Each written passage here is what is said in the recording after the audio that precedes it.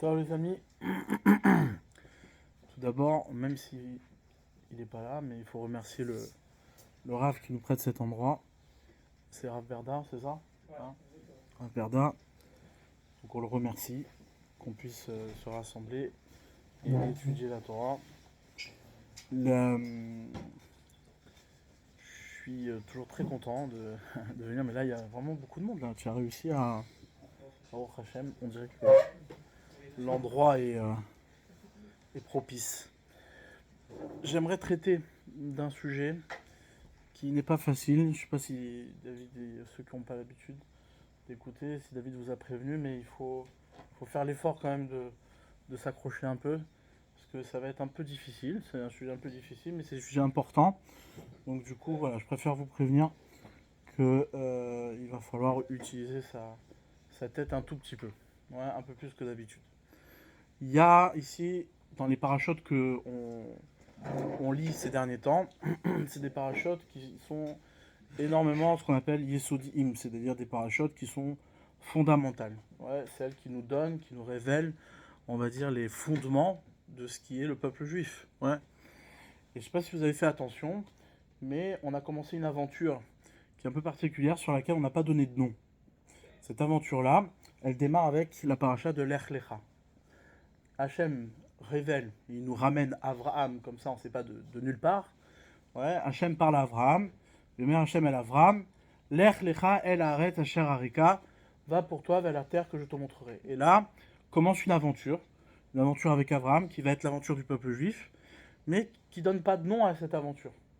Et pourtant nous on le sait, on sait quel nom on doit donner à cette aventure, ouais, puisque la terre on la connaît, c'est la terre d'Eretz Israël, Lech Lecha el Haaretz asher harika. Pourquoi Hachem d'emblée, il ne dit pas quelle est la nature de cette aventure, ouais, quel est le nom de cette terre. Pourquoi tu ne dis pas le nom? Pourquoi le nom d'Israël n'apparaît pas tout de suite? Ouais, et on voit, hein, je ne sais pas si vous avez fait attention, pour l'instant, le nom d'Israël n'a pas été dit depuis le début du livre de Bereshit jusqu'à maintenant. Pourtant, on a bien avancé. Maintenant, on parle de Yaakov, d'accord, qui est en combat avec son frère, avec Esav. Malgré cela, le nom d'Israël ne figure pas. Il n'a pas été mentionné. Et on sait très bien que tout ce que l'on est, ouais, nous on nous appelle les béné Israël, on nous appelle les enfants d'Israël. Donc là c'est un point qui est intéressant, sur lequel j'aimerais réfléchir avec vous, de comprendre pourquoi au début de cette aventure, on va même dire plus que ça, dans ce qui va être la construction des patriarches, c'est-à-dire des avotes d'Israël, des pères d'Israël, eh bien, hein, on ne parle pas d'Israël. Le nom Israël n'est pas mentionné. D'accord? Et à quel moment il va être mentionné? C'est ça le point le plus important. Ouais, je ne sais pas si vous avez en tête ce moment-là.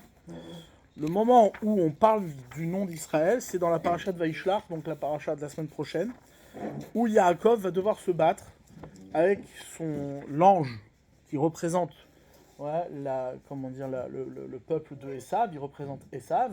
D'accord, il y a un petit passage comme ça, un peu bizarre, où lorsque Yaakov se retourne en terre d'Israël, eh bien, il va rencontrer son frère. Avant de rencontrer son frère la veille, qu'est-ce qui se passe? Il a oublié ce qu'on appelle des parim ktanim.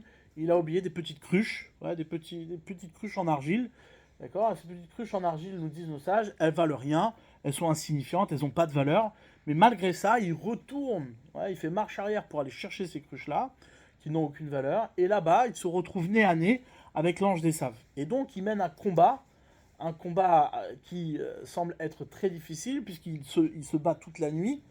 Et à la fin de ce combat-là, qu'est-ce qui se passe? Yaakov est touché à sa hanche, d'accord? Mais malgré tout, on considère, c'est là la Torah nous dit, que Yaakov a gagné le combat. Ouais. Qui sarita imelokim, parce que tu t'es battu, tu as tenu tête avec, un ange, ouais, alors tu as gagné. Et c'est à ce moment-là qu'il se passe un truc bizarre. Vous allez voir, on va le voir ensemble. Il y a un truc bizarre qui se passe. Yaakov ne veut pas laisser partir l'ange. C'est-à-dire la nuit est terminée, le soleil va se lever, la mission de l'ange est terminée, et donc du coup, Yaakov a gagné. Et là, qu'est-ce qu'il fait? Yaakov, il retient l'ange. Il dit non, tu pars pas. Dis-moi ton nom, il lui dit. Je veux savoir ton nom. Il dit, non, moi j'ai pas de nom. Quel nom je vais te donner? Il dit, ok, maintenant bénis-moi. Fais-moi une bénédiction. Ouais. Et il le lâche pas. Et Rachid dit un truc qui est très étonnant. Juste, je retrouve le verset.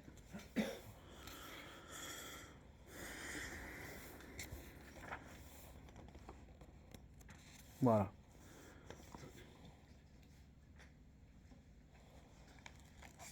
Un peu avant.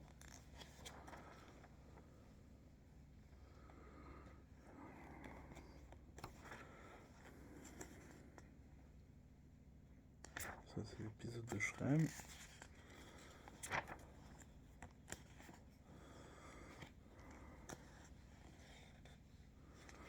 Voilà.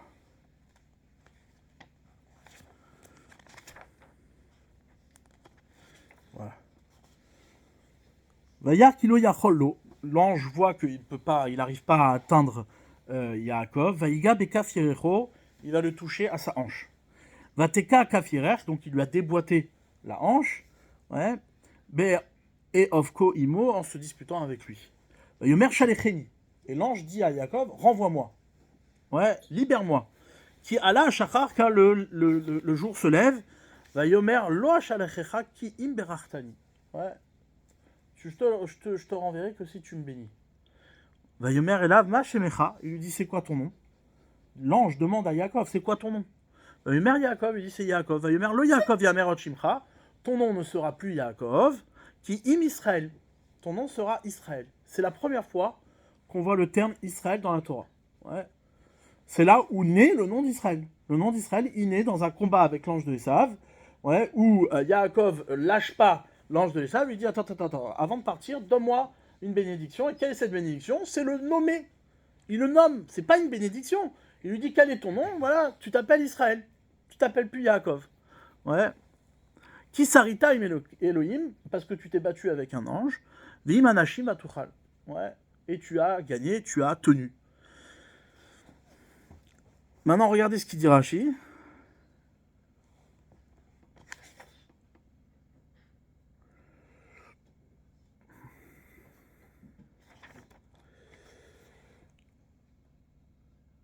Berachtani, c'est quoi qu'il lui a demandé Yaakov à l'ange? Il lui dit, donne-moi la bénédiction. Il lui a dit, au délit à la brachot, chez Berachani Avi. Je veux que tu reconnaisses ici les bénédictions que mon père m'a données.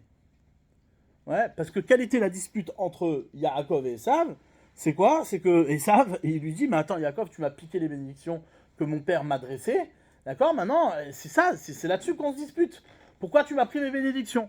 À ce moment-là, lorsqu'ils ont fini le combat, Yaakov retient l'ange d'Esav, lui dit, attends, bénis-moi. C'est quoi bénis-moi? Reconnais les bénédictions, qu'elles m'appartiennent, qu'elles sont à moi, qu'elles s'adressent à moi. Que les bénédictions que Yitzhak, mon père, a fait, bah, tu les abandonnes, tu les lâches, tu me les donnes. Ouais.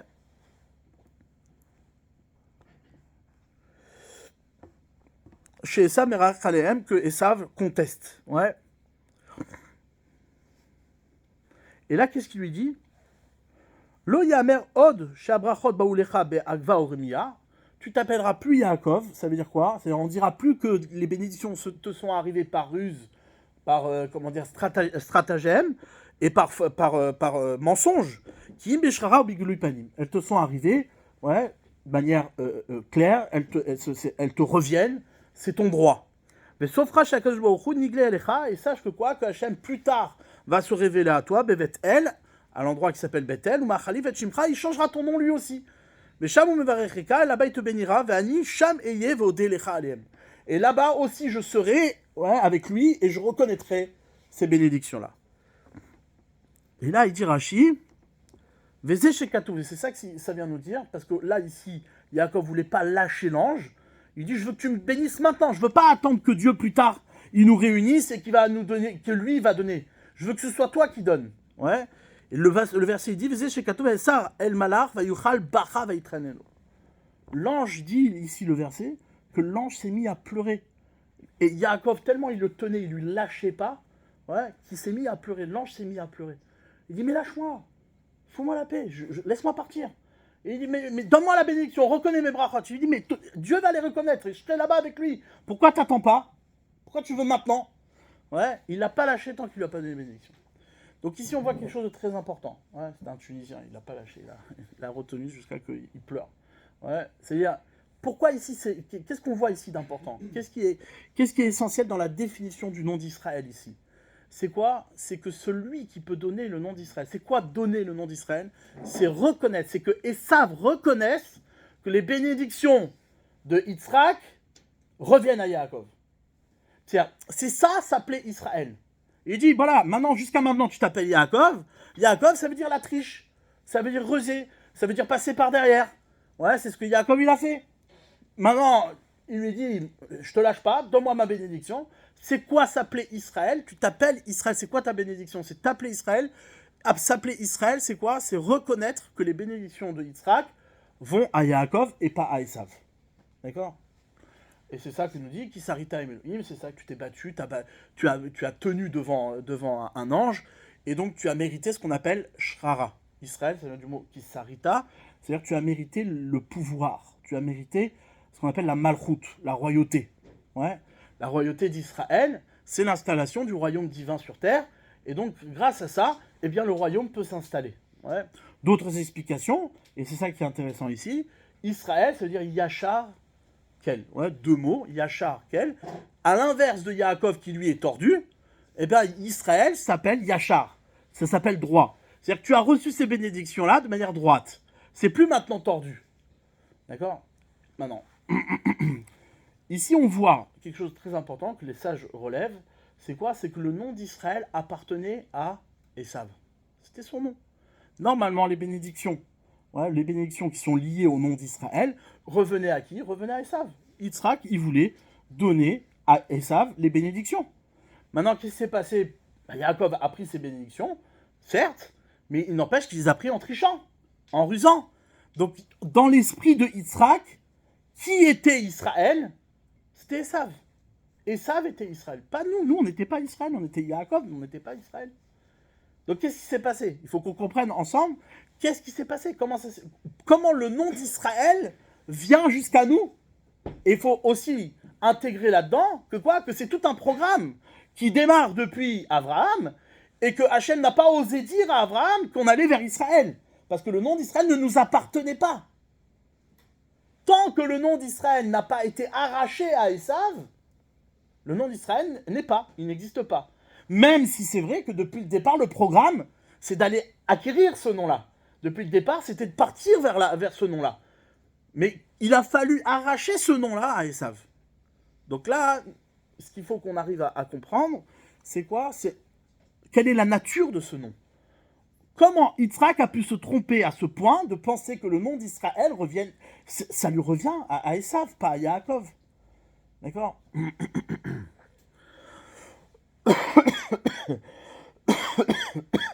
Ok.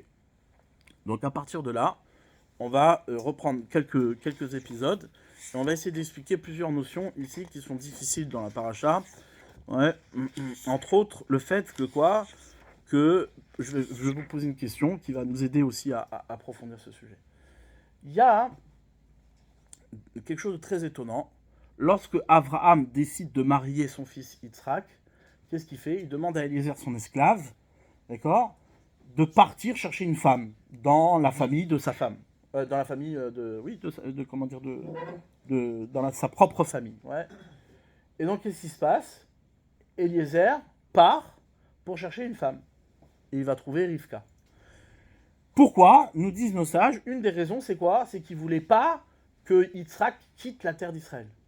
Yitzhak devait rester sur la terre d'Israël. Il n'avait pas le droit de sortir. D'accord? Abraham, lui, il était sorti pour la famine. Yitzhak, jamais. Il lui a dit, attention, lui, il ne faut pas qu'il sorte.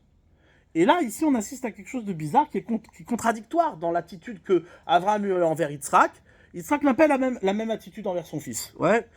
Lorsqu'il s'agit de marier Yaakov, à la fin de la paracha de Toldot, on voit que Yitzhak dit à son fils, écoute, va, sors d'Israël. Ouais.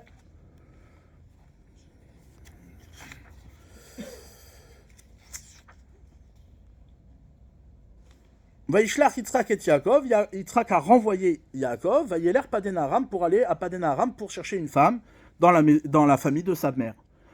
Esav, et là à ce moment-là, Esav il voit, il dit oula, Ki berach Yitzhak et Yaakov. Là, Esav est attentif. Au moment où Yitzhak s'adresse à son fils Yaakov, il lui dit, écoute, faut pas que tu restes ici en Israël, faut que tu quittes la terre de Canaan pour aller dans la maison de ta mère, ouais, à Padena Aram, qui est à l'extérieur d'Israël. Eh bien, qu'est-ce qui se passe? Esav, il entend ça, et Esav, il dit, mais attends, j'ai loupé quelque chose. Vayar Esav voit Ki berach Yitzhak et Yaakov, que Yitzhak a béni Yaakov, mais Shilach Oto Padena Aram, et qu'il a renvoyé à Padena Aram la Kachatlo Misha pour aller prendre une femme. Bevarecho Oto, en le bénissant, Yetzav alav les morts, l'otikar Hisham ibnot Kenan. Surtout ne prends pas des filles de Kenaan. Donc ça c'est connu dans la famille, ouais, on se marie pas avec une Kénaanite, ouais, donc du coup, tu dois partir ailleurs. Vaishma Yaakov, elle a vu, Yaakov il a entendu son père et sa mère, il est parti à Padena Aram, Vayar Esav Kiraot Benot Kenaan, Bene Yitzhak Aviv. Et donc Esav a constaté que quoi que les filles de Kenaan étaient mauvaises aux yeux de son père. Or lui, il était marié avec des filles de Kenaan, c'est-à-dire, ouais, c'était ses femmes. Par contre, qu'est-ce qu'il fait? Il fait un truc bizarre. À cause de ça, Vayeler Esav al Ishmael. Esav part se marier, il va rejoindre Ishmael. Vaikach et Machlat, bat Ishmael, il va se marier avec Machlat, la fille de Ishmael, Ben Avraham, qui était là, le fils d'Avraham. Bizarre ici, pourquoi on nous dit que c'était le fils d'Avraham? Ouais, Achot Nevayot al-Nashab le Leisha. Mais, nous dit le verset, il a gardé, ouais, c'est-à-dire, il a rajouté cette fille d'Ishmaël sur ces femmes qu'il a gardées, les femmes kénaanites. Et Rachid dit un truc bizarre. Il dit un truc qu'on comprend pas, personne, je sais pas comment expliquer ce Rachid. Il dit Al-Nashab, il a gardé, il a pris la fille d'Ishmaël en plus des femmes qu'il avait. Rachid dit, bah, pourquoi le verset nous dit une chose pareille? Il dit Rachid, Osif Risha al-Rishato. Il a rajouté de la richoute, il a rajouté de la méchanceté sur sa propre méchanceté. Chez Logera, chez Tarishonot, pourquoi? Parce qu'il n'a pas divorcé les premières. Est-ce que, si on lit comme il faut, ouais, qu'est-ce que dit Rashi ici? Il dit, le problème c'est quoi? C'est qu'il n'a pas divorcé les Kénaaniotes. Maintenant, s'il avait divorcé les Kénaaniotes, il aurait pris une fille d'Ishmaël, Kol HaKavod, ça aurait été bien. Ouais, il a pris la lignée d'Avraham, c'est pas des Kénaaniotes, il a fait tchouva. Là, dit Rashi, non. Le fait qu'il ait pris une fille de Ishmaël sur les femmes kénaaniotes, c'est-à-dire en gardant les femmes kénaaniotes sans divorcer de ces femmes-là, il a rajouté de la richoute sur sa richoute. Il a rajouté de la méchanceté sur sa propre méchanceté. Ça veut dire quoi? Ça veut dire que le fait d'avoir intégré une fille d'Ishmaël au milieu de femmes kénaaniotes, c'est ça qui est problématique. Vous êtes avec moi là? Vous avez compris ce que je dis maintenant? C'est très important ça pour la suite.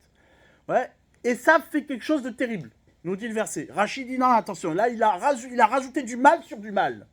C'est quoi que le fait d'avoir rajouté du mal sur du mal? Il a mélangé une fille d'Ishmaël, descendante d'Avraham, avec des femmes kénaaniotes. S'il avait divorcé, ça aurait été bien. Mais le fait qu'il n'ait pas divorcé, ça a rajouté du mal dans le monde. Ça a rajouté du mal. Ouais. Donc ça, on garde ça. On dit, mais attends, et ça, qu'est-ce qu'il a? Il a vu quoi ici? Ouais, il a vu quoi? Il a vu quoi? Et là-dessus, il nous dit, ouais, le Pirkei des Rabbi Eliezer, qui est très connu, que je cite souvent, Pirkei des Rabbi Eliezer qui dit comme ça. Pirkei des Rabbi Eliezer, c'est un midrash qui dit comme ça. Qui dit qu'en vérité, ici, à la fin de la paracha de Toldot, s'enchaîne, ouais, la paracha de Toldot, avec l'événement du mariage de Esav avec la fille d'Ishmaël, ouais, et Vayetse Yaakov, avec le fait que Yaakov quitte Israël.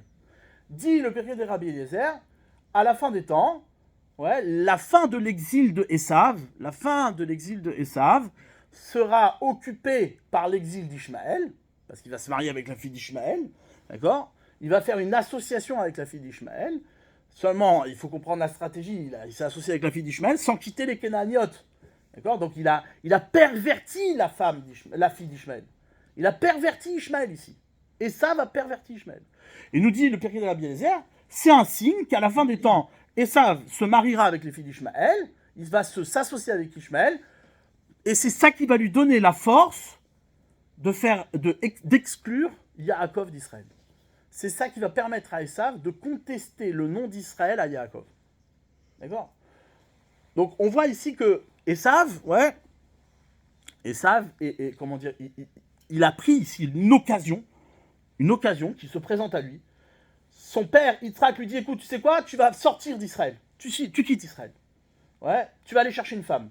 Et là, à ce moment-là, il dit, attends, moi j'ai une occasion là. J'ai une belle occasion. Je vais tout faire pour qu'il ne revienne jamais. Je vais lui bloquer l'entrée en Israël. Ah, ok, tu veux sortir, tu vas aller chercher une femme. En m'associant, en me mariant avec une fille d'Ishmaël, je vais pouvoir te mettre dehors. Définitivement. Ça, c'est ce que dit Pirkei Rabbi Eliezer. Il y a ici une stratégie pour garder Yaakov à distance de la terre d'Israël. Et du nom d'Israël par conséquent. D'accord ? D'où l'idée du combat qui viendra après, etc., qui viendra rectifier certainement ces choses-là. Mais en attendant, moi, ce que j'aimerais comprendre, c'est les noms ici. Les noms qu'on utilise. Qu'est-ce que c'est une fille d'Ishmaël ? Qu'est-ce que c'est un Esav ? Qui est Yaakov ? Ouais. Comment tout ça se construit ? Qu'est-ce qui se passe ici ? Alors, c'est là où on commence la partie un peu difficile. Il faut tenir 10 minutes et après ça va aller. Ouais. Pour définir ces choses-là, il faut comprendre que les Avot, les patriarches, c'est des hommes qui ne sont pas simplement des hommes qui réfléchissent, des hommes intelligents. D'accord ? Ils ne nous ont pas transmis leur réflexion, leur intelligence et leur grandeur. Ce qu'ils ont construit ici, c'est ils ont amené, c'est-à-dire ils ont fait en sorte que le monde soit occupé de la présence divine. Ouais. Ils ont installé Dieu sur terre. D'accord ? Tout l'objet des Avot, tout l'objet des patriarches, c'est donner une résidence à Dieu sur terre. Comment on installe Hachem dans le monde ? Maintenant, pour cette installation-là, il y a 2 perturbations. Première perturbation, c'est Ishmaël.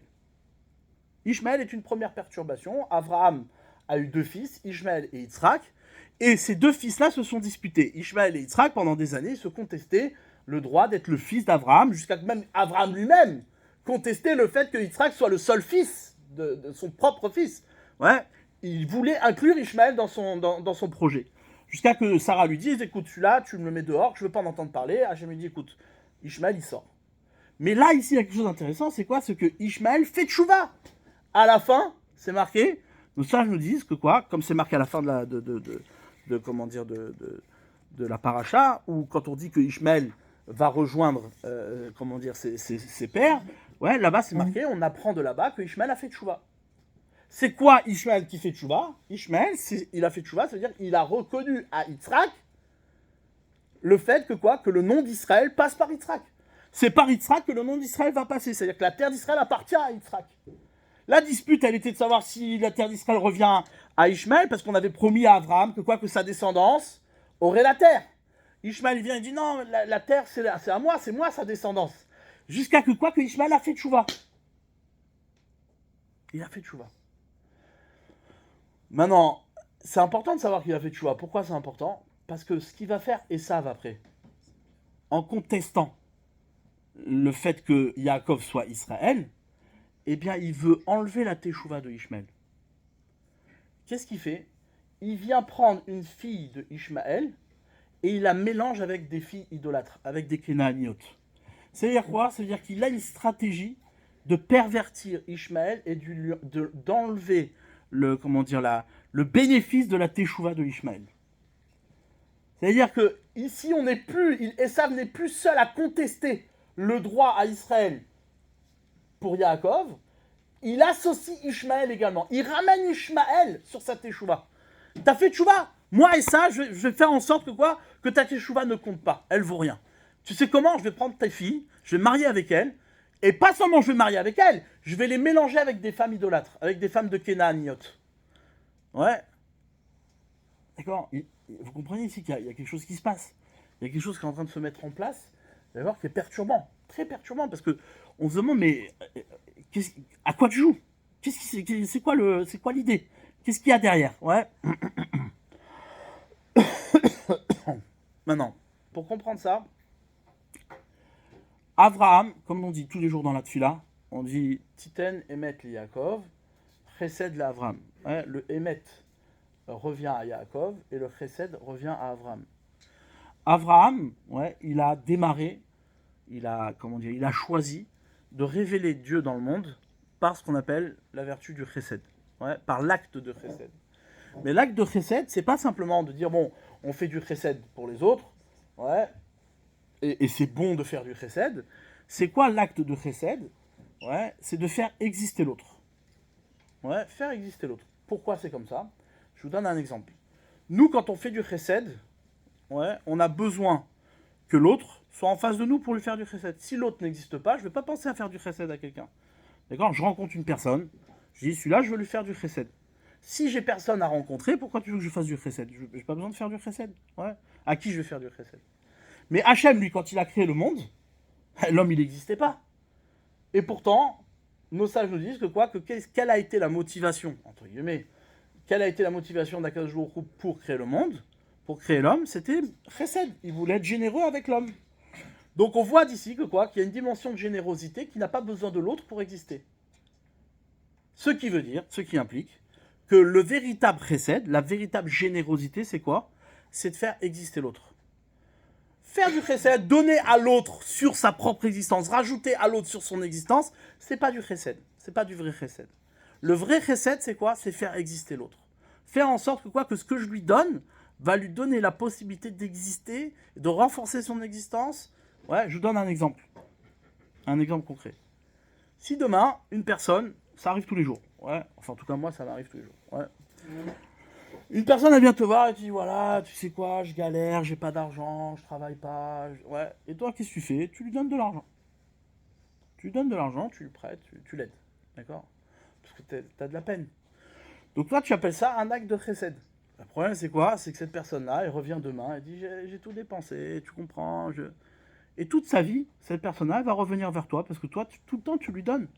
Maintenant, toi, tu crois que tu fais du chesed avec cette personne, mais au contraire, tu es cruel avec cette personne. Pourquoi? Parce que toute sa vie sera dépendante de toi. Toute sa vie sera dépendante de toi. Si toi, tu disparais, il n'a plus rien.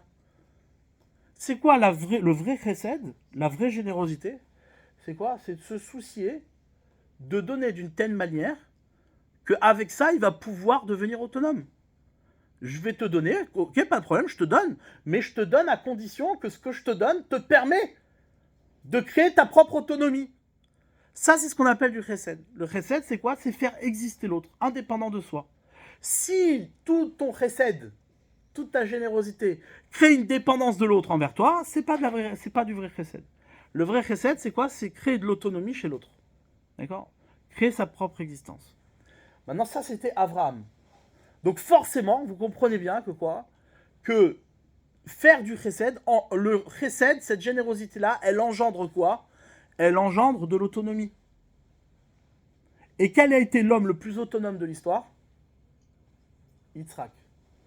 Yitzhak, c'est l'homme le plus autonome de l'histoire. Il n'a jamais rien demandé. Pourquoi? Parce qu'il vivait avec l'idée que l'homme n'a rien à demander. Ouais, il n'a rien demandé. C'est ce qu'on appelle la rigueur, ce qu'on appelle midatadin. Ouais, la rigueur, c'est quoi? C'est de vivre tout le temps suivant ce qu'on te donne. C'est-à-dire, j'ai pas besoin maintenant de réclamer quoi que ce soit.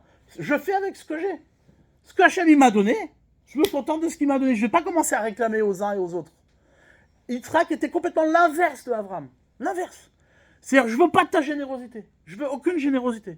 La générosité perturbe le din. Elle perturbe la rigueur. Pourquoi? Parce que nous, on existe dans la rigueur. L'homme crée son autonomie dans la rigueur. Ouais, c'est quoi la rigueur? La rigueur, c'est toujours justifier ce que tu fais. Il n'y a pas un moment donné où tu ne peux pas justifier ce que tu fais. Toi, tu arrives, tu viens, tu dépenses de l'argent. D'accord? Je te parle d'argent parce que c'est la chose qui est le plus proche de nous. Ouais. C'est-à-dire, tu dépenses de l'argent. Maintenant, on te dit, mais pourquoi tu as dépensé cet argent? Bah, ça va, on peut se lâcher un peu. C'est pas obligé de... Non, mais attends, 2 secondes. Tu as dépensé 100 euros. Ouais. Pourquoi tu as dépensé 100 euros? À cause de quoi? Je dis, mais ça, cool, quoi. On est large. Non, mais attends, 2 secondes. T'es large de quoi? C'est ton argent? Si cet argent-là, il t'a été donné, c'est pour que tu fasses quelque chose avec. C'est pour que tu accomplisses quelque chose. Pour que tu mettes en place quelque chose.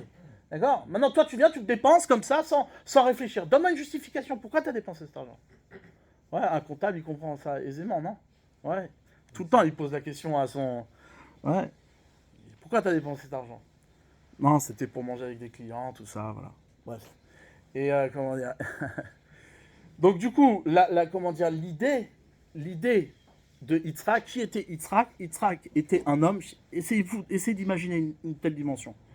Yitzhak était un homme que aucun acte qu'il a fait dans sa vie n'était pas justifié. Il n'y avait pas d'approximation, il n'y a pas, bon ça va, on est large, on se détend.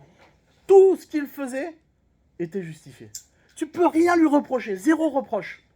Il y a zéro reproche. Tu peux pas aller le voir, tu dis, mais attends, mais pourquoi tu as fait ça? Bah, je vais te dire pourquoi j'ai fait ça. Bien sûr que j'ai fait ça. J'ai fait ça parce que tac, tac, tac, tac. Ouais. Il bougeait pas une oreille si c'était pas la volonté de Dieu. D'accord? Ça, c'était la dimension d'Israël qui est complètement opposée à la dimension de générosité. La dimension de générosité, c'est quoi? C'est donner sans compter. Tu donnes sans compter. Maintenant, de l'autre côté, la rigueur, c'est quoi? C'est jamais rien donner. Pourquoi je vais te donner? T'as ce qu'il faut, pourquoi je vais te donner? Débrouille-toi. Ouais. Maintenant, imaginez un fils, le fils de Yitzhak, qui voit un père d'une telle dimension, d'une telle rigueur, d'une telle perfection.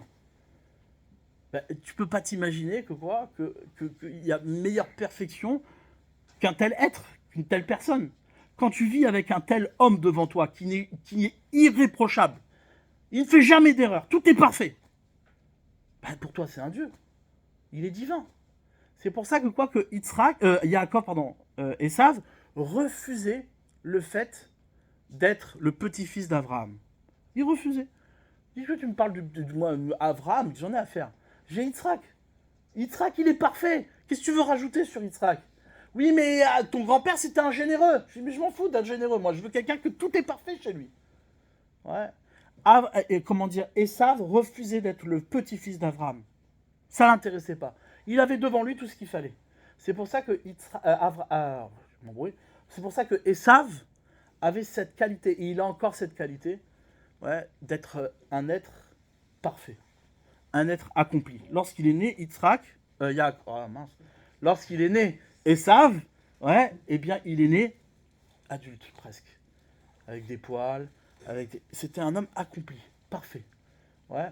Et jusqu'à maintenant, aujourd'hui, il faut pas se mentir, ouais, le seul monde qu'on a réussi à construire, qui ait du sens, qui dure, qui est parfait, qui est réfléchi, et qu'on n'arrive pas à imaginer un autre monde que celui qu'on nous a proposé, c'est celui de Esav. Il n'y en a pas d'autre. Toi, je donne toujours cet exemple-là. Va dans une école. Tu vas dans une école chez les Goïms. Ouais. C'est carré, c'est trucs, c'est machin. Tu vas dans un cours de Kodesh, c'est la catastrophe. Ouais. On n'arrive pas à encadrer, on n'arrive pas. Ça part. Et pourtant, des années d'expérience. Je vous le dis, des années d'expérience. Je vois un prof de Roll, et ben tout est parfait, il tient sa classe, il n'y en a pas un qui bronche, par des exceptions évidemment qui sont nulles, mais c'est-à-dire quand t'es un bon prof, il n'y a rien qui bronche. Tu prends le meilleur prof de Kodesh, l'excellence du prof de Kodesh, il s'en sort pas. C'est toujours la guerre, c'est celui-là il veut pas travailler, ça part dans tous les sens. Pourquoi c'est comme ça? Pourquoi c'est comme ça? Pourquoi le monde dans lequel on vit est le monde de Esav? Le seul qui a réussi à mettre en place quelque chose, c'est Esav. Tout est carré, ça déborde pas, tu commences pas à tricher, truc. Avec les juifs, il y a toujours une embrouille. Ça veut dire vas-y, truc, vas-y. Parce qu'ils cherchent toujours à. C'est Yaakov. Attends, mais ça, c'est proposé comme ça, mais par derrière, je suis sûr qu'on peut faire quelque chose de plus sympathique. Ouais, on peut décorer un peu, ouais. Esav, c'est parfait. C'est la perfection. Pourquoi? Parce qu'il est inspiré par le père qui s'appelle Yitzhak. Et ton chesed, il n'en veut pas. Il n'en veut pas. Il veut pas du chesed d'Abraham. Ouais. Maintenant, Yaakov, lorsqu'il vient prendre des bénédictions de Yitzhak, Yaakov vient révéler un point très important. Il vient dire que toute rigueur et toute perfection n'a de sens que si elle reconnaît sa perfection au chesed qui l'a créé, à la générosité qui l'a créé. Nous, aujourd'hui, tout notre problème, ouais, c'est de vivre comme Esav. C'est-à-dire qu'on reçoit des capacités, on reçoit de l'excellence, on reçoit une intelligence, on reçoit de la réussite. Et toute cette réussite, on se l'attribue à soi-même. C'est-à-dire à nos études, à nos capacités de mettre en place, à nos efforts aussi. Tout ça, c'est justifié. Le mec, il a travaillé, il a bossé, il s'est donné à fond pour réussir son projet. Donc forcément, ça lui revient. C'est audible d'entendre une chose pareille. Et bien là, on te dit, c'est là où Yaakov il vient, il dit, non, ça c'est pas bon. C'est pas la bonne approche. Certes, il faut tes efforts, il faut ta perfection, il faut ta réflexion, il faut ton intelligence, il faut tous les ingrédients que Esav a. Il faut reconnaître la rigueur de Yitzhak, mais il faut entendre que cette rigueur n'est possible et n'est bénéfique que si elle est reconnaissante d'où elle vient, c'est-à-dire de la générosité d'Abraham. Maintenant, vous allez me dire, pourquoi on parle de tout ça? C'est sympa, ouais, c'est très théorique. Eh ben, Esav, il n'entend pas de cette oreille. Regardez ce qu'il fait, Esav. Lorsqu'il a vu Esav qu'il a perdu les bénédictions de son père, et que Yaakov a pris le dessus quelque part, ouais, Yaakov, qu'est-ce qui se passe?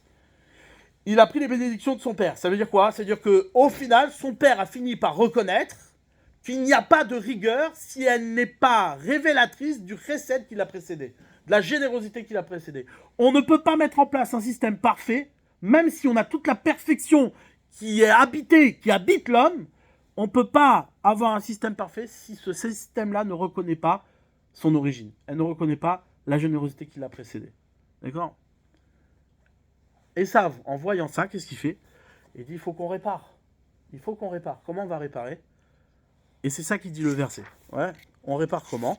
On va chercher une fille d'Ishmaël, qui n'est pas simplement une fille d'Ishmaël, mais qui est aussi, ouais, le fils d'Abraham. C'est ça qui dit le verset. Il dit, qu'est-ce qu'il a, Pitom, là? C'est-à-dire, qu'est-ce qu'il a, et ça, maintenant? Il a une crise? Ouais. Il veut prendre une fille d'Ishmaël, pourquoi faire? Il dit le verset, on prend une fille d'Ishmaël, mais parce qu'elle bat Ishmaël, ben Abraham. Parce qu'il est le fils d'Abraham. Et ça va compris qu'il faut qu'il se mette en lien avec Abraham. Mais il veut se mettre en lien avec Abraham, comment? En perturbant le chesed d'Abraham. C'est-à-dire en détériorant ce chesed-là. Vous allez voir que c'est très concret ce qu'on dit. Pour l'instant, c'est un peu difficile, mais c'est très concret ce qu'on dit. On est en plein dedans. Nous, on est des Esav à 2000%. Ouais, des Esav à 2000%. Vous allez voir. Qu'est-ce qu'il fait, Esav? Il vient et dit, ah, donc du coup, Yaakov reconnaît que quoi? Que toute la rigueur, toute la mise en place, tout le royaume d'Israël ne peut se mettre en place que s'il est reconnaissant du chesed, ouais, c'est-à-dire de cette générosité que Hachem lui a donnée pour pouvoir mettre en place tout ça. Très bien. Il dit, moi j'ai une stratégie maintenant que Yaakov il va dégager et qui va sortir d'Eretz Israël, on va l'empêcher de revenir. Comment? En perturbant le lien qu'il y a entre le chesed et la rigueur. En perturbant le lien qu'il y a entre Abraham et Yitzhak. Je vais prendre une fille d'Ishmaël, je vais aller chercher ce chesed-là, et je vais prendre ce chesed-là et montrer qu'en vérité, ouais, eh bien, il n'est pas celui qui donne à vivre, ouais, qui laisse à vivre l'extrême rigueur de l'existence. Ouais. Comment? Très simple. Vous êtes avec moi? C'est bon? Vous tenez le coup ou pas? C'est un peu dur. Ouais, c'est un peu dur. Mais bon, en même temps, il faut progresser dans la vie. Ouais. Donc là, comment dire, là, ici, ce qui se passe, c'est quoi? Qui est Yaakov? Yaakov, c'est la vérité. Le vrai, le Hémet. Ouais. Le Hémet, c'est quoi? C'est quoi un homme vrai? Donne un exemple, le Maharal. Le Maharal, il dit c'est quoi la vérité? Nous, pour nous, la vérité, c'est quoi? C'est celle-là. Je vous donne un exemple. Ce livre est sur cette table. Ça, c'est une vérité. On est d'accord? C'est une vérité. Bah oui, effectivement, le livre est sur la table. Maintenant, le livre aurait pu ne pas être sur cette table. Du coup, le fait que le livre est sur cette table, c'est accidentel. Donc pour nous, la notion de vérité est accidentelle. C'est vrai que le livre est sur cette table, il aurait pu ne pas y être. Donc du coup, c'est pas une dimension de vérité. Dit le Maharal, c'est pas une dimension de vérité. Une vraie dimension de vérité, c'est quoi? C'est que ce livre est sur cette table et il n'aurait pas pu être ailleurs. Ça, c'est une dimension de vérité. Yaakov, son travail, son rôle, son combat dans la vie, c'est quoi? C'est de révéler une dimension de vérité qui ne peut pas être contestée et qui ne peut pas être autrement. Il n'y a aucune occasion de dire que la terre d'Israël ne revient pas à Israël. Aucune. On ne peut pas trouver d'opportunité de dire une chose pareille. Pourquoi? Parce que Israël et sa terre, ça va ensemble. Ça ne peut pas être autrement. Ah, mais tu me dis, oui, mais il y a des fois on était là, des fois on n'était pas là. Ouais. Avant, il y avait des gens et maintenant, ouais. Et nous, on tombe dans le piège. On dit, attends, je vais t'expliquer en 1948, qu'est-ce qui s'est passé, tout ça, machin, nana. Et puis on fait des vidéos, des tutos pour expliquer l'histoire. Et en vérité, mais attends, t'es en train de m'expliquer quoi? T'es en train de m'expliquer que c'est accidentel que tu sois en Israël? C'est quoi? C'est une histoire? Non, non. La vérité, c'est quoi? Une vérité, c'est une vérité qui ne peut pas être autrement. Ça ne peut pas être autrement. C'est pas accidentel, c'est pas historique. C'est pas qu'un jour un mec il s'est levé, il a dit bon attends, c'est quoi? Historiquement parlant, il s'est levé, il a dit bon maintenant je vais conquérir cette terre et ça m'appartient. C'est pas comme ça que c'est arrivé. C'est pas comme ça que c'est arrivé. Et c'est la raison pour laquelle la Torah ne dit pas. Elle ne dit pas au départ à Abraham, va pour toi vers la terre d'Israël. Non, c'est pas ça qu'il dit. Il dit va pour toi vers la terre que je te montrerai. C'est-à-dire que la terre que je te montrerai, c'est quoi? C'est une terre qui va se révéler de toi. De toi. C'est-à-dire, tu vas rencontrer cette terre, tu vas rencontrer le nom d'Israël malgré toi. Tu n'auras pas le choix. Parce que c'est toi, c'est ce que tu es. Ah, et tu veux défaire le nom d'Israël d'un juif. C'est pas possible. Pas possible. Nous, pour nous, être juif, ça peut être un accident. Pour beaucoup de personnes, c'est un accident. Ouais. C'est quoi être juif? Bah, alors bon, il y a des gens qui posent des questions, c'est quoi être juif, tout ça, donc ils sont perturbés, ils inventent des histoires. Ouais. Mais nous, on sait très bien c'est quoi être juif. Être juif, c'est ce que Dieu t'a demandé d'être. Ouais, c'est-à-dire être juif, c'est celui qui naît au pied du Sinaï et qui, bah, tu fais Shabbat, tu manges kasher, tu étudies la Torah, voilà, c'est ça être un juif. D'accord. Maintenant, toi, tu dis, mais non, peut-être ça peut être autrement. Peut-être qu'en vérité, être juif, bon, bah, ça a été comme ça à un moment donné, parce que l'histoire a fait que, et accidentellement, on est devenu juif de cette manière-là. Mais aujourd'hui, dans la modernité, on a le droit d'être un juif autrement. On peut penser le juif différemment. D'accord? Ça veut dire quoi? Ça veut dire que ta vérité devient accidentelle. T'es devenu juif par accident. Ouais. Mais non, mais un juif, c'est pas un accident. C'est une vérité. Une vérité, ça veut dire que c'est quelque chose qui ne peut pas être autrement. Un juif, ça reste le même juif tout le temps. Si tu le changes, c'est plus un juif. D'accord?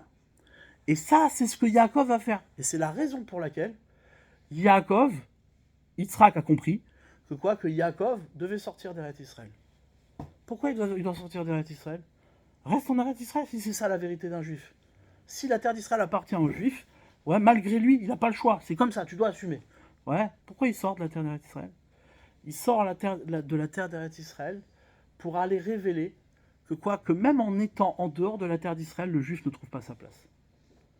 2000 ans d'histoire, 2000 ans d'exil, pour montrer que quoi? Qu'un juif, n'importe où il est, au bout du compte, il revient vers la terre. Il revient vers le juif. Je ne sais pas si vous imaginez, il y a un truc qui est très contradictoire dans le comportement de Dieu. Ouais.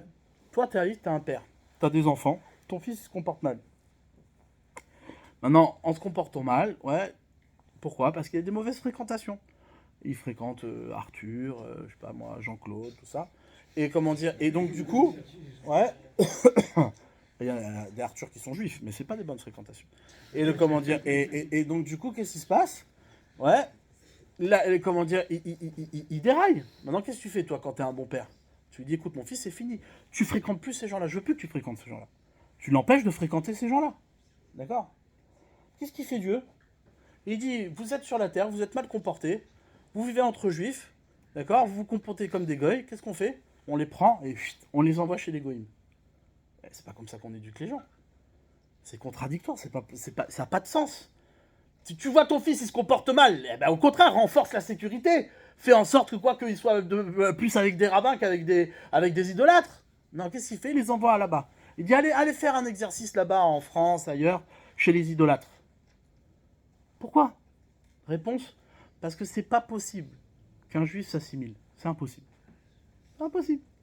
Une vérité, c'est une vérité. Et donc, du coup, pour découvrir cette vérité, eh ben, il faut que tu ailles voir. Va voir, va essayer, va voir. Va essayer, tu vas essayer de t'intégrer, tu vas essayer de t'assimiler. Tu vas voir, peut-être que tu vas... Et on a réussi à faire un truc de ouf, c'est quoi? C'est qu'on est meilleur que Esav, dans son propre domaine. On excelle dans l'intégration et dans l'assimilation. Les gens, ils sont fiers. Tu regardes Jacques Attali, il dit oui, les Juifs est un modèle, est un exemple d'intégration et d'assimilation. Ouais.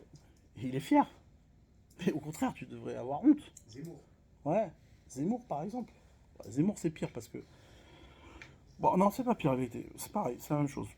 Mais peu importe. C'est-à-dire, pour dire quoi? Pour dire qu'au bout du compte, l'expérience, ouais, l'expérience de se retrouver, ouais, au sein même de ce qui est contraire à soi, c'est ce qui va nous révéler que quoi? Qu'on peut pas se défaire de ce qu'on est. Ça, c'est ce qu'on appelle la vérité. Et c'est pour ça que Yaakov sort, quitte Israël. Il va quitter Israël et il a un programme. Il le sait, Yaakov. Il a compris ça. Pourquoi? Il a un programme. Il va rester chez Lavan. Il va rester chez Lavan jusqu'à qu'il ait Yosef. Tant que Yosef ne naît pas, il n'est pas confiant d'affronter Esav. Il peut pas s'imaginer d'affronter. Il a peur.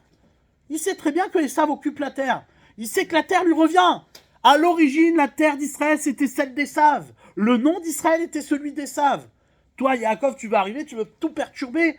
Tu veux récupérer le nom d'Israël. Comment tu fais? La seule manière de montrer, ouais, quand on est Yaakov, de montrer que le nom d'Israël te revient, c'est de démontrer que quoi?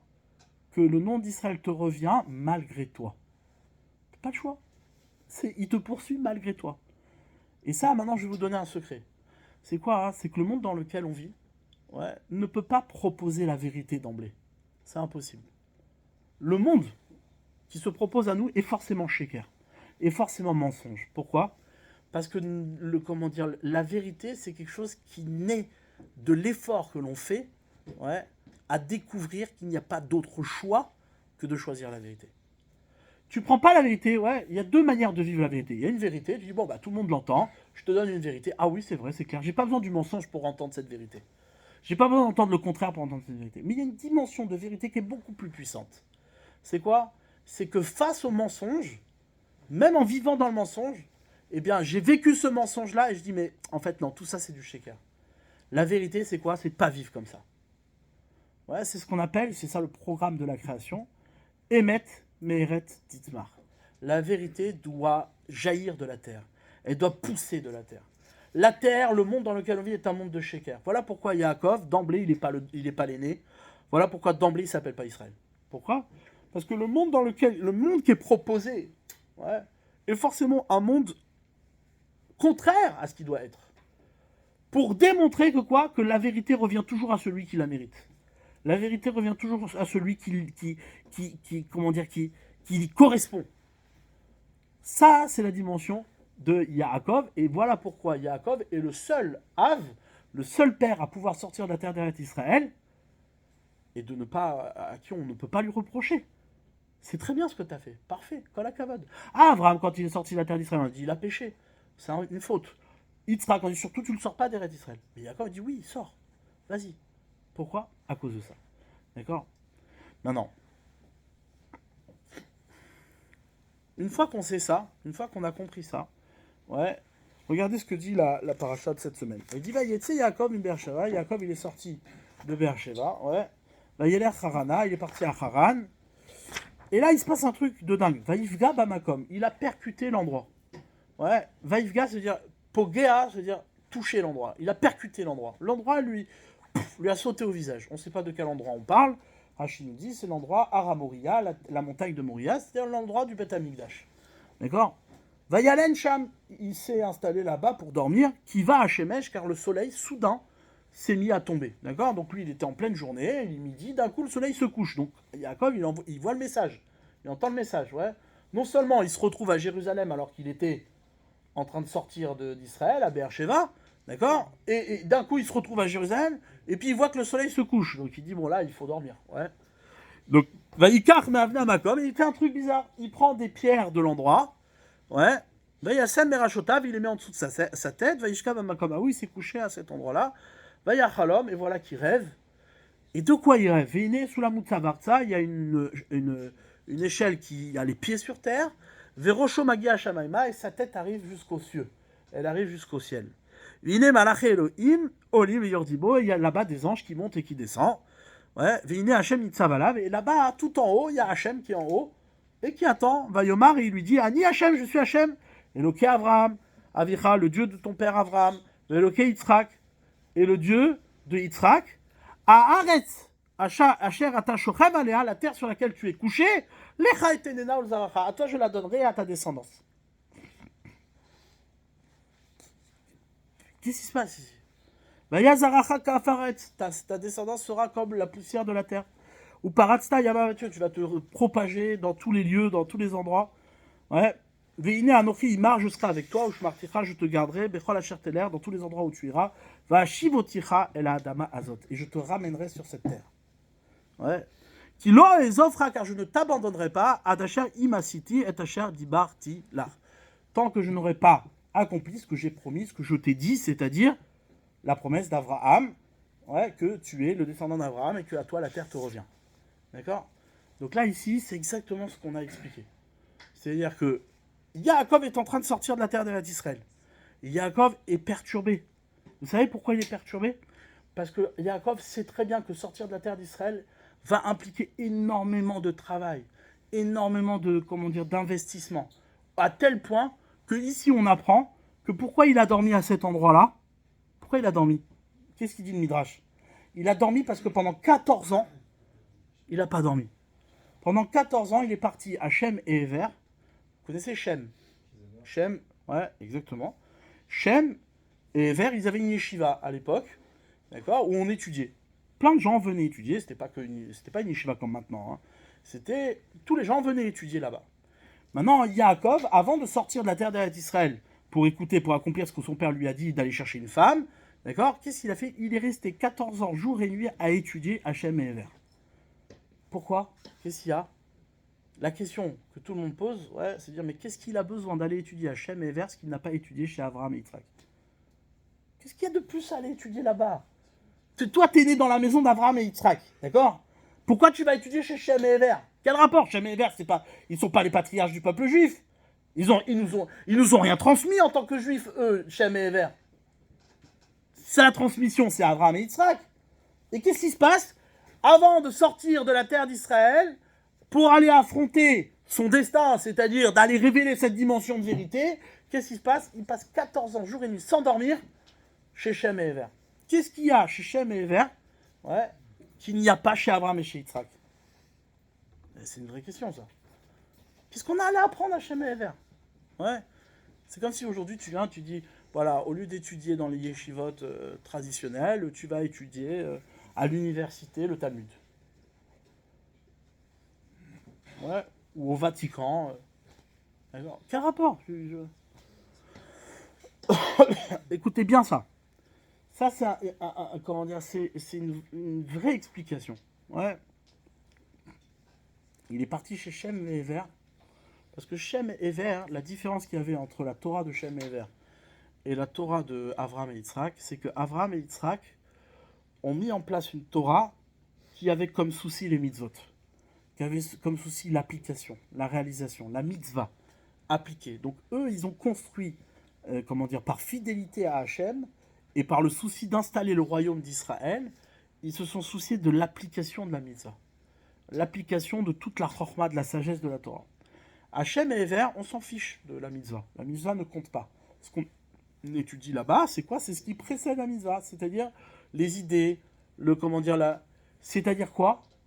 C'est quoi qui est en dehors de la mitzvah? C'est ce qu'on appelle le Yetzer Hara.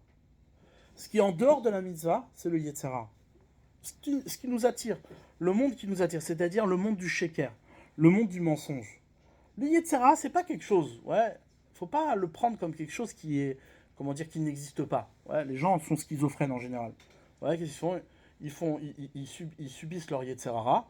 Ils disent, bon, mais c'était pas moi, ça. Moi, ils viennent faire les slichot, ouais, ou ils viennent prier à la synagogue. Ils disent, bon, ben, ça, c'est... Bon, ben, j'ai trébuché, mais c'était pas moi. C'était un foufou qui était en moi, qui était pas correct. Et ça, c'est des schizos. Ouais, c'est une maladie. Quand on vit comme ça, il faut aller consulter. Ouais. Il n'y a pas deux personnes, il y a toi et toi, d'accord? Donc des fois, oui, c'est vrai, des fois tu fais des mauvaises choses et des fois tu fais des bonnes choses. Alors, comment on fait pour marier les deux?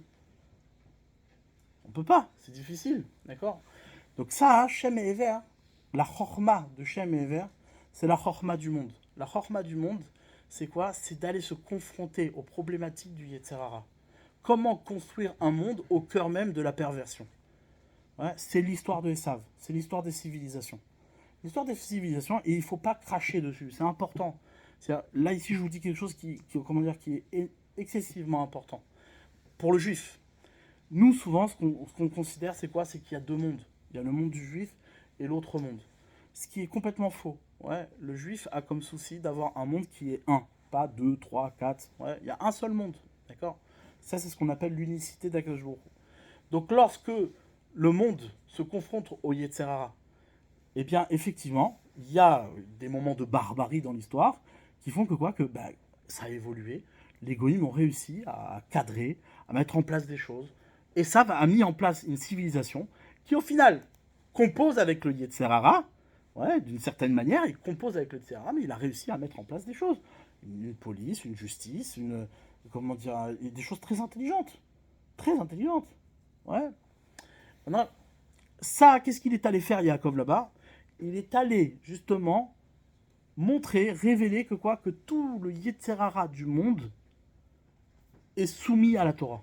Tout le travail qu'il est allé faire là-bas, pendant 14 ans, ouais, c'est de répondre au Yetzer Hara par la Torah. Tu peux répondre par le Yetzer Hara, par le monde qui t'entoure. Ouais. Tu peux vivre avec le Yetzer Hara en disant, voilà, bon, bah, c'est ce que fait Esav. Esav, il voit du mal. Il dit, bon, bah, le mal, on va le contrôler, on va le gérer. On ne peut pas l'éliminer. L'éliminer, le mal, ça n'existe pas. On ne peut pas l'éliminer. On est obligé de faire avec. Mais on va le cadrer. On va le contrôler. On va mettre en place des choses qui vont cadrer le mal. Ouais. Israël, c'est différent. Yaakov, il dit, non. Le mal n'est pas une option. Le mal se révèle, le Yetzer Hara est le moyen de révéler la Torah qui attend. C'est-à-dire la réponse qui est nécessaire au Yetzer Hara. Ça, c'est ça la Torah. La Torah, c'est de répondre à ton Yetzer Hara. Ouais, de répondre à ton Yetzer Hara. Mais pas répondre à ton Yetzer Hara pour éliminer le Yetzer Hara, pour arranger le Yetzer Hara. Répondre à ton Yetzer Hara pour montrer que tout ce qui se passe dans le monde aboutit à la Torah. Tout le monde est voué à revenir à une dimension de vérité. Rien n'échappe au vrai. Rien n'échappe à la Torah. Et le problème de la Emouna, c'est celui-là. Ça n'est que ça. Il n'y a rien d'autre. Le problème de la Emouna, c'est quoi? C'est de ne pas croire que le mal dans lequel on vit, ouais, ben, en vérité, il attend la réponse de la Torah pour disparaître. Nous, on prend la Torah comme étant une intelligence, comme une autre, d'accord, qui peut résoudre des problèmes de société.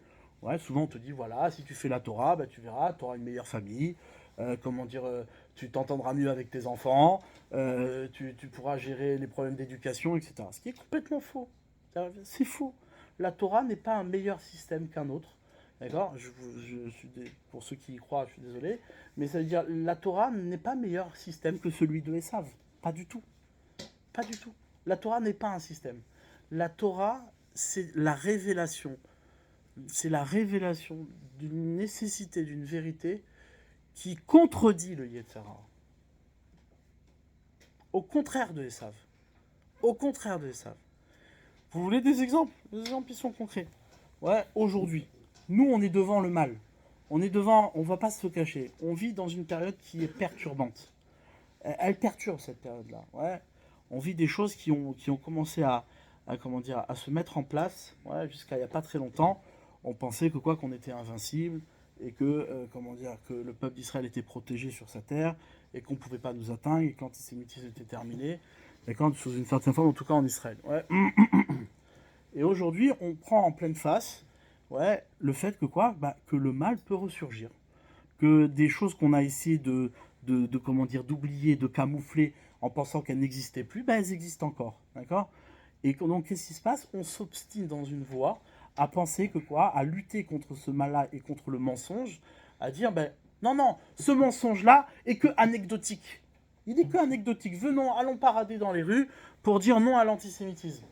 Pour dire non au mal. Ouais, mais juif que tu es, ton rôle, c'est pas de faire que les choses sont anecdotiques. C'est pas un épisode. Ce qui se passe n'est pas un épisode. Ce qui se passe, c'est quoi? C'est l'attente d'une vérité. La vérité est en train d'accoucher. Une vérité qui accouche, c'est quoi? C'est une vérité qui se révèle, ouais, à partir du Yetzer Hara. Le Yetzer Hara, le mal, tout ce qui se passe de tordu dans le monde, ouais, n'est que la provocation à la vérité. Toi, tu dis ce livre-là, il est là, oui, mais bon, on va le ranger. Non, tu peux pas le ranger. Il est là, il peut pas bouger. Il peut pas bouger. Ouais. Et c'est ça, regardez ce qui se passe ici. Quand Yaakov, il percute l'endroit. C'est quoi il percute l'endroit? Hachem lui dit, écoute, tu vas quitter Israël, mais je veux que tu gardes en tête, ouais, que dans ton effort de quitter Israël, tu retouches le même endroit. Yaakov est en train de sortir. Il arrive, il sort d'Eretz Israël et paf, il se retrouve percuté par la montagne de Moria, à l'endroit même où le Beth Amikdash existe. Et là, il découvre, malgré lui, il découvre, il dit, ah mais quoi, il y a Dieu ici? Regarde ce qu'il dit. Attends, mais c'est Yaakov, on parle de Yaakov. On parle de l'être le plus parfait, le plus accompli, celui qui est en lien avec Hachem. Il est prophète, c'est un prophète. Il a étudié 14 ans sans dormir, jour et nuit. Pour faire quoi? Si tu connais pas l'endroit où Dieu il est, ça sert à quoi tout ça? Ouais. C'est ce qu'il dit. À la fin, quand il se réveille, Vayikat Yaakov Mishenato, Yaakov s'est réveillé de son sommeil, Vayomer, et il dit, Achen yesh Hachem bamakom hazeh. Tiens, il y a Hachem dans cet endroit-là. Ouais, Ve'anori lo yadati, et moi je le savais pas. Moi, Yaakov, je savais pas qu'il y avait Dieu ici. Vaïra, il a eu peur. Vaïomar, il a dit, Ma nora amakom azé. Combien est terrible et terrifiant cet endroit. Ouais, combien est terrifiant cet endroit. Qu'est-ce qui se passe dans la tête de Yaakov? Il se passe le truc qui va se passer chez tout le monde. Chez tous les juifs du monde. Ouais. C'est qu'ils vont vouloir sortir d'Eretz Israël. Quand on est d'Eretz Israël, c'est symbolique. On ne parle pas d'un territoire ici. Ouais. On parle de l'esprit d'Israël. On va vouloir sortir d'Israël. On va vouloir sortir de notre identité. On va vouloir s'assimiler. Et puis d'un coup, paf, on va se retrouver au Sinaï. C'est quoi? Et là, t'entends des voix, tu vois, Hachem qui parle et qui dit, mais tu dois faire Shabbat. Et puis après, tu dis, attends, peut-être pas, en fait. Pourquoi faire Shabbat? C'est peut-être pas ça la solution. Attends, il y a peut-être d'autres solutions. Macron, viens, on va dans la rue. On va dire non à l'antisémitisme. Ouais. Et puis, paf, un deuxième coup. Tu te retrouves percuté au même endroit sur le Har Moria, de nouveau. Et en fait, combien de fois il va falloir prendre une claque pour comprendre que tu peux pas te sauver, en fait? Tu peux pas t'échapper. Et c'est ça que Hachem il va dire à Yaakov. Yaakov, tu sais quoi? Tu veux sortir d'Israël? Rappelle-toi, ce que tu vas faire là-bas, de révéler que la vérité, une vérité n'est pas accidentelle, elle n'est pas anecdotique. Le juif n'est pas né de l'histoire des hommes. Le juif, c'est une révélation. Hachem est arrivé, il a dit, toi, t'es juif. Vous savez comment Dieu il a donné la Torah? Comment Dieu il a donné la Torah? Tu sais, toi? Tu te rappelles comment il a donné la Torah? Comment? Il a rassemblé tous les bénis d'Israël à la montagne du Sinaï. Il a pris la montagne, il lui a retourné. Il lui a dit, voilà, tu sais quoi? Soit tu reçois la Torah, soit tu meurs ici. T'as pas le choix. C'est comme ça. Ouais, quand c'est marqué. Imatem ekavlim et Torah boutav. Si vous recevez la Torah, ça va. Si vous la recevez pas, Sham teik vous ratren. Là-bas, ce sera votre tombeau. T'as pas le choix. Non, c'est pas une menace. C'est la révélation même de ce que c'est la Torah. La Torah, c'est pas quelque chose. C'est une dimension de vérité qui est une dimension de vérité dans son extrême rigueur avec toute sa générosité. Un être généreux, c'est quelqu'un qui se soucie que tu reçois, malgré toi, ce que tu dois recevoir. Ouais. Le Midrash dit que quand Avram recevait ses invités dans la tente, ouais, le mec il disait moi je voudrais manger de la viande. Il lui servait du poisson. Il dit moi je voudrais du pain. Et qu'il lui servait de l'eau. Pourquoi? Quel est le sens de ce Midrash? Parce qu'en vérité, le vrai recette, c'est pas donner ce que tu veux. Le vrai recette, c'est donner ce que tu as besoin. Ce qui est nécessaire pour toi. Ah, mais ça fait mal. C'est pas bon. C'est-à-dire, moi, j'aurais préféré autre chose. Oui, mais toi, tu sais pas ce qui est bon pour toi. Le vrai recette, et ça, les amis, c'est un, comment dire, c'est un principe fondamental. La générosité n'est jamais visible. Quelqu'un qui est généreux, d'accord, et qui montre ce qu'il fait, c'est pas de la générosité. C'est de la démonstration. Une vraie générosité n'est jamais visible. Moins elle est visible, plus c'est de la générosité. Pourquoi? Parce que la véritable générosité, c'est la résonance de la générosité au cœur même de ce qui va être l'installation d'une rigueur. Si je vois que l'acte de générosité a installé cette personne-là dans une rigueur extrême qui le rend autonome, je peux témoigner de la générosité. Mais l'acte de générosité lui-même n'existe pas, il n'a pas de sens. Toi, tu viens, tu dis, ah, il est généreux, t'as vu, il lui a donné. Non. La générosité, c'est de voir, de témoigner que les choses s'installent, que les choses prennent forme. Ouais, malgré toi, les choses doivent prendre forme. Et c'est ça qu'on attend de nous. Quand c'est qu'on va se soucier que les choses existent, que les choses existent. La Torah, c'est pas théorique. Qui croit ici? Ouais. Qui croit ici? On peut faire semblant de croire, mais qui croit ici que quoi? Que les problèmes vont se résoudre en venant tous à la synagogue et prier. En venant tous à la synagogue et étudier. Personne ne croit ça. Personne. Profondément personne. On a la Emouna, on a tout ce que tu veux, on pratique quand on a le temps. Du coup, puisqu'on a le temps, on n'est pas occupé à résoudre ce problème-là. Alors du coup, on va en étudier, on dit qu'on participe. C'est un moyen aussi de participer. Mais est-ce que tu crois profondément, que la seule solution, c'est quoi? C'est que tu viennes prier. Si tu croyais à ça, tu perdrais pas ton temps pour autre chose. Donc la vérité, c'est quoi? C'est que tu n'y crois pas, c'est tout. Tu n'y crois pas. Maintenant, pourquoi tu n'y crois pas? Quelle est la raison pour laquelle tu n'y crois pas? Pourquoi tu es persuadé que les solutions vont être apportées par autre chose? qui ont échoué sans arrêt, et encore, ouais. Pourquoi tu es persuadé d'autre chose? Tu es persuadé d'autre chose parce que pour toi, ce qui compte, c'est la mise en place. C'est la réalisation. C'est pas de témoigner de la générosité qui a donné l'occasion de mettre en place les choses. Quand tu réussis quelque chose, ne te soucie pas de la réussite. Ce qui compte, c'est pas de réussir. Ce qui compte, c'est que ta réussite témoigne de la générosité qui t'a donné cette réussite. Est-ce que tu peux témoigner? Est-ce que ce que tu as là, ici, témoigne du royaume divin? Que c'est Hachem qui t'a donné la possibilité de faire ça? Croyez que l'intelligence de l'homme, elle vient d'où? Elle vient d'où? Ouais. Tout le sujet ici, c'est celui-là. Voilà pourquoi, en vérité, Esav, il va chercher Ishmaël pour aller pervertir cette générosité. La générosité d'Ishmaël, c'est une générosité quand il n'a pas fait tchouva. La générosité d'Ishmaël, c'est une générosité qui, au final, est, est soucieuse que de l'acte de générosité. Elle s'en fiche de mettre en place un système. Alors que ça, lui, ce qui compte, c'est le système. Donc lui, il est content d'avoir Ishmaël comme générosité. Parce que ça ne le dérange pas. Hypocritement, il peut dire, voilà, vous voyez, on témoigne de Dieu, on laisse la place, à Ishmaël. Mais de l'autre côté, il ne dérange pas son système, parce que Ishmaël est incapable de bâtir un système. Parce que ce qui compte, c'est l'acte de générosité. Il s'en fiche de réaliser quelque chose. Ouais, il s'en fiche. La vérité, ce qui se passe aujourd'hui, c'est quoi? C'est qu'on est dans l'exil de Esav. Et l'exil de Esav, c'est quoi? C'est tout simplement refuser l'accès à Yaakov, à la terre d'Israël. Il n'en veut pas. Maintenant, il a trouvé une solution. Et tu sais comment on va faire?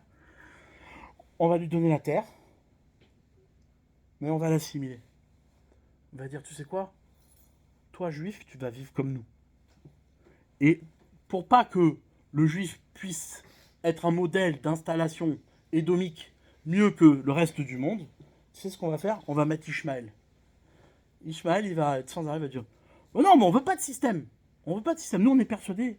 Ce que je vous dis là, peut-être vous l'accepterez pas, mais c'est pas grave.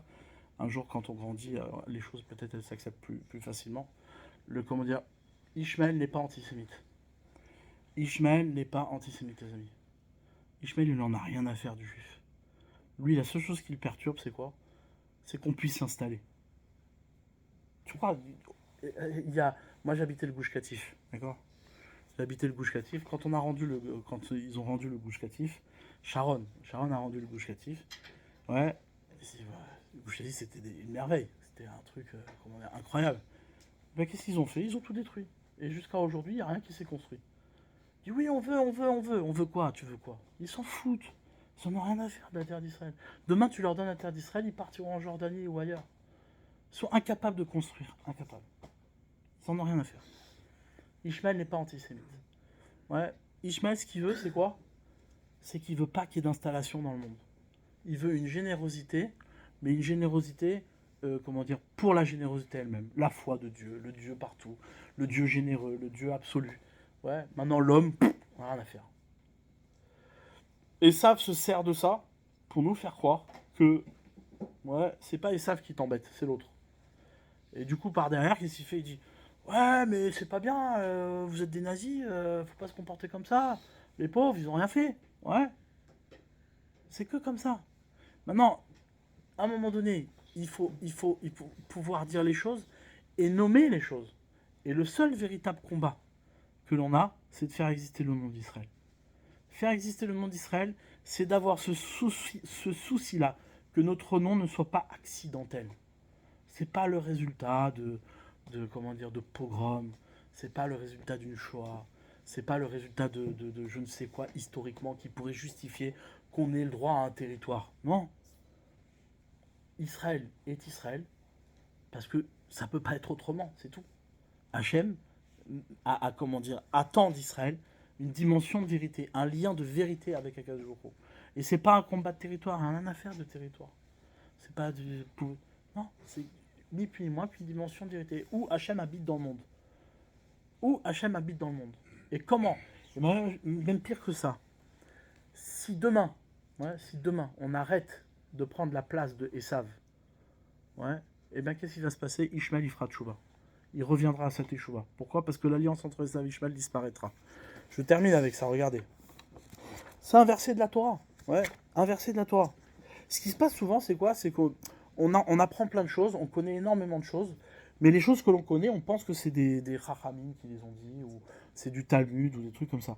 Mais pourquoi? Parce que le problème, c'est que le Shabbat, ouais, soit on arrive après la lecture de la Torah, soit on lit pas en français, et donc du coup, on ne sait pas ce qui est marqué dans le rouleau. Vous savez, ce rouleau-là, qu'on sort tous les Shabbats, le rouleau de la Torah, qui est extrêmement kadosh, que tout le monde a peur et on l'embrasse, et que s'il tombe, ouais, ben on jeûne 40 jours. Ouais, on a peur de ça. Tout le monde a peur de ça. Tout le monde craint le Sefer Torah. Quand il y a un Sefer Torah, n'importe qui, il l'embrasse. Ouais, il l'embrasse. Pourquoi il l'embrasse? Parce que c'est kadosh. Pourquoi c'est kadosh? Parce que c'est l'écriture de Dieu sur le Sefer Torah. D'accord? Maintenant, sur ce Sefer Torah-là, ni les sages, ni les Chachamim, ni personne. Ouais, personne n'a écrit. C'est le verset de la Torah. Regardez ce qu'il dit, le verset de la paracha de cette semaine. Lorsque Esav n'a pas eu sa bénédiction, et que Yitzhak a donné la bénédiction à son frère Yaakov, qu'est-ce qu'il fait Esav? Esav, il pleure. Il dit quoi? J'ai pas la bénédiction de mon père. Et il va voir son père, parce que Esav, il comprend rien. Il dit, mais attends, je comprends pas. Yitzhak, t'as qu'une seule bénédiction à donner, t'as qu'une seule bénédiction dans ta poche. Tu peux pas en donner plusieurs? Donne-moi une bénédiction. Et Yaakov, Yitzhak, il lui dit, mais écoute mon fils, je veux bien te donner une bénédiction, mais j'ai tout donné à ton frère. J'ai donné à ton frère tout. C'est lui qui aura tout. Donc qu'est-ce que je vais te bénir sur quoi? Et il insiste. Quelle est la bénédiction qu'il reçoit? Quelle va être la bénédiction que Esav va recevoir? Regardez bien. Vayan Yitzhak aviv vayomer elav. Il lui dit, Ine mishmane haaretz yemoshavecha. Tu t'installeras dans des terres riches, abondantes, grasses. Mital hashamim me'al. Ouais, tu seras riche. Ve'al charbecha tichye. Tu vivras sur ton glaive.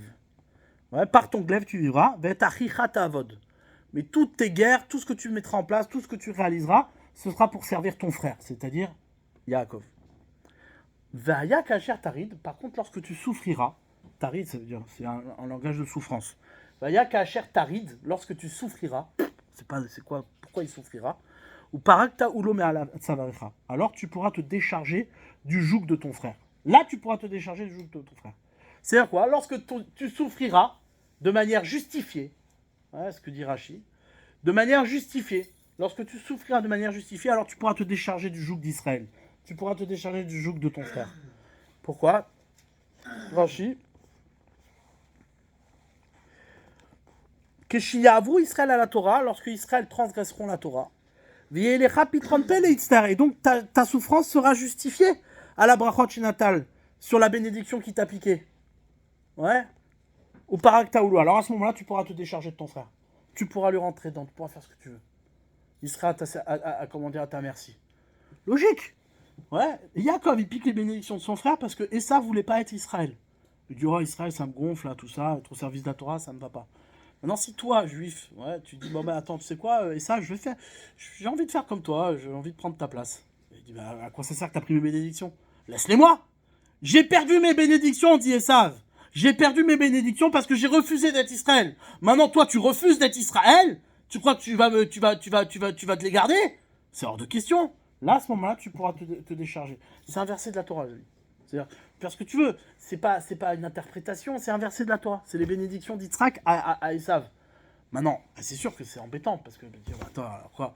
C'est-à-dire que le coupable, c'est celui qui vient et qui se décharge des mitzvot, qui se décharge de son rôle d'Israël, qui veut faire comme Esav, qui veut vivre comme Esav. Fous-moi la paix. On est dans la modernité, on vit comme Esav. C'est insupportable d'entendre une chose pareille. Insupportable. Bah oui, c'est insupportable. Maintenant, si c'est tellement insupportable, tu prends le rouleau et tu le brûles. Jette-le par terre. Qu'est-ce que t'en as à faire? Bah, après tout, c'est marqué dans les rouleaux de la Torah, tout ça. Tu prends ton rouleau et tu le jettes, tu le brûles sur la place publique. C'est des conneries.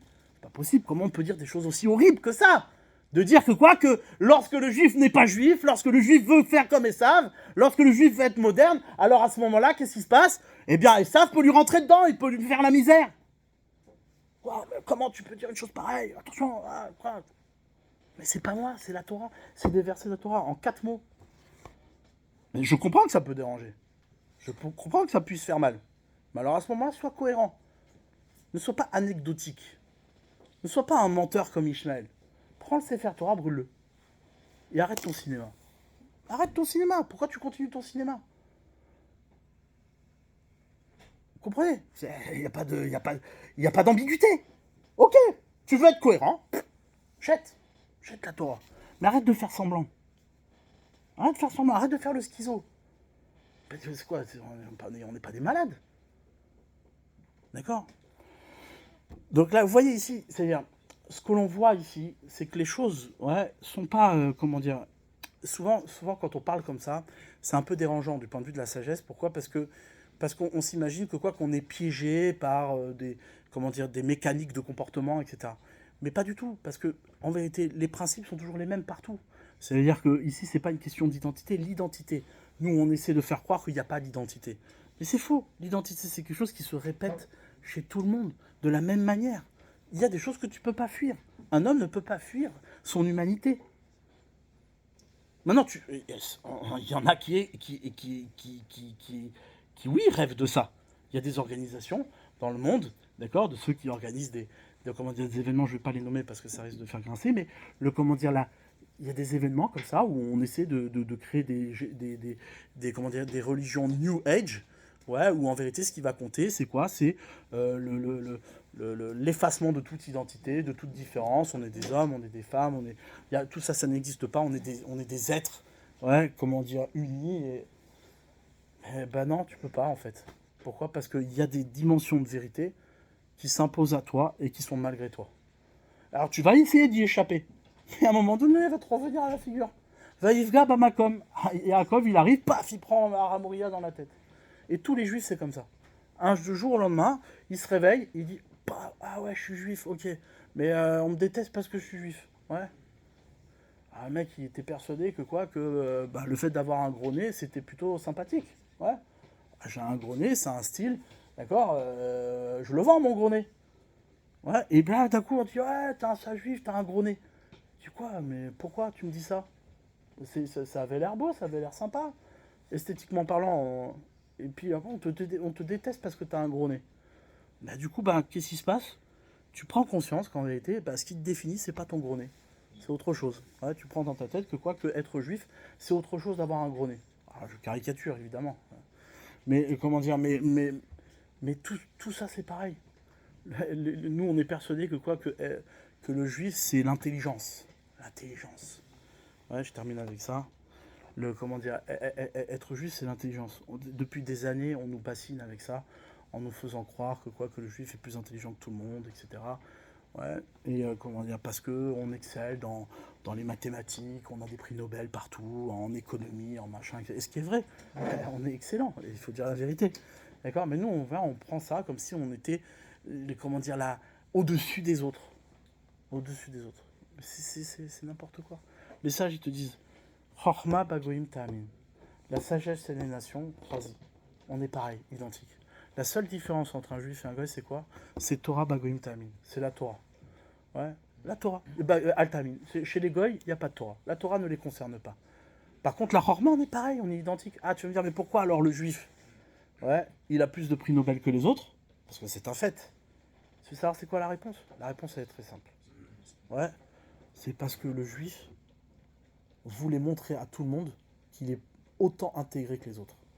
Dans l'effort qu'il fait d'être intégré, eh ben forcément, il fait plus d'efforts que les autres. Et donc, il se dépasse, il y arrive mieux. Du coup, bah, qu'est-ce qu'il fait? Il balance son argument. Vous avez vu? Ouais, on a plus de prix Nobel que tout le monde, on est plus intelligent. Donc, acceptez-nous. Ça marche pas. Ça marche pas. Ouais, l'histoire montre que ça marche pas. Ta boîte Einstein, ouais, comme je sais pas si vous savez, mais Einstein, il a failli mourir, Einstein, ouais. Einstein, c'était un homme juif, et complètement assimilé, ça veut dire complètement assimilé, rien de juif, rien, il avait complètement oublié son judaïsme, ouais. Bon, en Allemagne, il est là, paf, on lui rappelle, on lui dit ouais, mais t'es juif, tout compte fait, bon, t'as beau être intelligent, mais ça nous saoule, donc du coup, comment dire, bah, tu vas être traité comme tous les autres. Du coup, il a eu beaucoup de mal. Bon, par sa position, il a réussi à avoir comment dire, des droits de sortie par les États-Unis, etc. Parce que c'était comment dire, un scientifique extrêmement connu et protégé. Mais même malgré ça, il a été beaucoup de mal. Et vous savez que quoi, que depuis dans les années 20, on l'insultait. On lui disait mais attends, Einstein il fait des mathématiques juives, mathématiques juives. Et un homme aussi utile et aussi excellent pour Esav que Einstein. Aujourd'hui, il n'y a rien qui fonctionne sans Einstein et ses principes de loi physique, d'accord? Rien. Il n'y a aucune intelligence qui peut faire sans ses travaux. Tu viens, tu dis c'est des mathématiques juives. Pourquoi? Tu vois bien que ça marche pas. T'as beau être excellent, on n'en a rien à faire. T'es pas intégré. Et pourtant, Einstein ne parlait pas de lui comme un juif. Il en avait rien à faire. Rien à faire. Et ben ça résiste. Ça résiste. Pourquoi? Pour cette raison-là. Tu peux pas échapper à ton judaïsme. Le judaïsme, le juif, la Torah, c'est une dimension de vérité. Et donc, au bout d'un moment, elle t'éclatera la figure. Ouais. Il va toucher l'endroit. Et c'est quoi toucher l'endroit? La Torah nous dit, c'est quoi toucher l'endroit? Percuter l'endroit, c'est prier. C'est prier.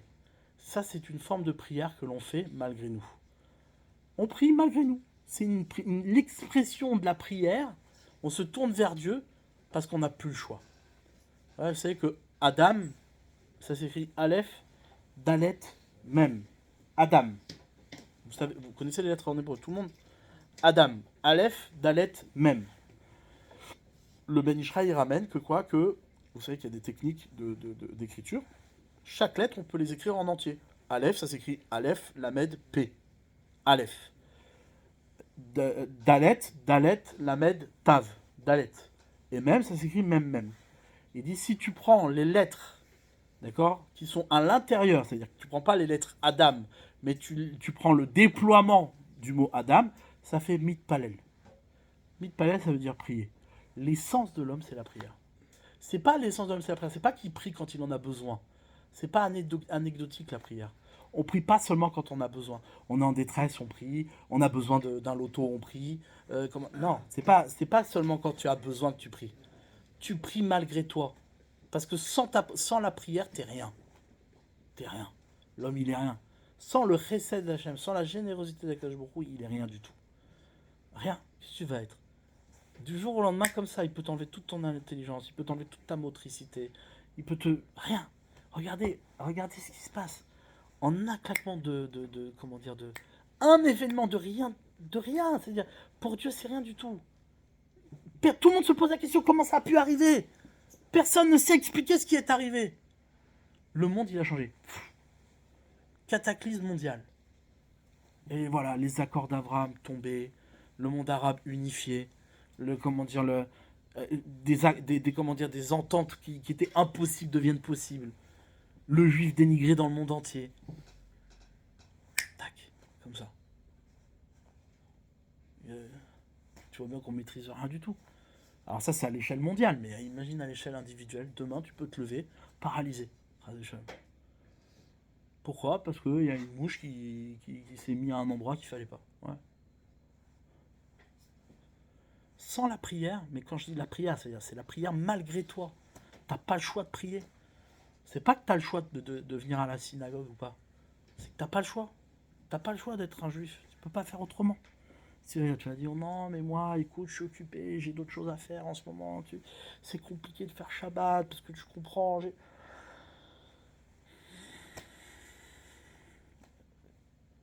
Si ça convainc pas, il faut entendre aussi que la responsabilité qu'on a envers les autres.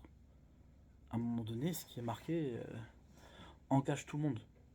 Ça engage tout le monde. Tu peux pas continuer à te comporter égoïstement. Tu peux pas. C'est pas possible. À un moment donné, il faut prendre tes responsabilités.